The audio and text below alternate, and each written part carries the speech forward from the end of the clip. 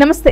ఎన్నికలు ముగిసినప్పటి నుంచి అధికార పార్టీలో ఫలితాలపై మరింత టెన్షన్ నెలకొంది. పోలింగ్ సరళిని చూసి ఆ పార్టీ నాయకులు ఖచ్చితంగా తమకు ఓటమి తప్పదని ఓ నిర్ణయానికి వచ్చేస్తున్నారు. అందుకే కీలకమైన నాయకులంతా రోజు ప్రెస్ మీట్లు పెట్టి నిరాశజనకంగా వ్యాఖ్యలు చేస్తున్నారు. ఎన్నికలు సక్రమంగా జరగడంలో ఎన్నికల సంఘం విఫలమైందంటూ కమెంట్స్ చేస్తున్నారు. మంత్రి అంబటి రాంబాబు, మాజీ మంత్రి పేర్ని నాని వంటి వారు ఏకంగా పోలీసులను నిందిస్తున్నారు. కూటమిలో 4వ పార్టీగా పోలీసులు చేరారంటూ మంత్రి అంబటి రాంబాబు అర్థం లేని తెలివి తక్కువ ఆరోపణలు చేస్తున్నారు. రాష్ట్రంలో వైసీపీనే అధికారంలో ఉండగా పోలీసులు కూటమి పార్టీలకు సహకరిస్తున్నారంటూ ఇంగితం లేని ఆరోపణలు చేస్తున్నారు అంబటి రాంబాబు. ఇక ఇదిలా ఉంటే ఎన్నికల్లో ఎలాంటి ఫలితాలు వస్తాయనే దానిపై వైసీపీ నేతలకు కంటి మీద కునుకు పడటం లేదు. తమ సర్వే సంస్థలను కూడా నమ్మే పరిస్థితిలో వారు లేనట్లుగా అర్థమవుతోంది. ఒక ఐపాక్ సర్వేలపైనే కాకుండా సీఎం జగన్ తన పత్రికల్ని కూడా వాడుకుంటున్నారు. తన మీడియా సంస్థలో భాగంగా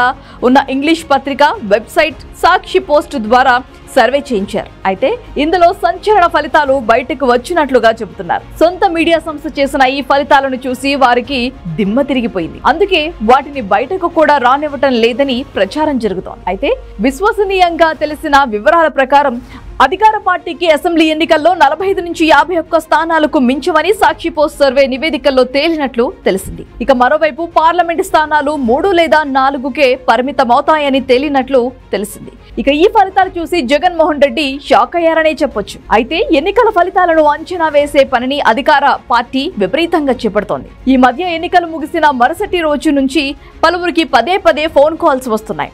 IVRS వాయిస్ తో వస్తున్న ఆ కాల్స్ లో వైఎస్ఆర్సీపీకి ఓటు వేసి ఉంటే 1 నొక్కాలని, టీడీపీకి ఓటు వేసి ఉంటే 2 నొక్కాలని, జనసేనకు ఓటు వేసి ఉంటే 3 నొక్కాలని చెబుతున్నారు.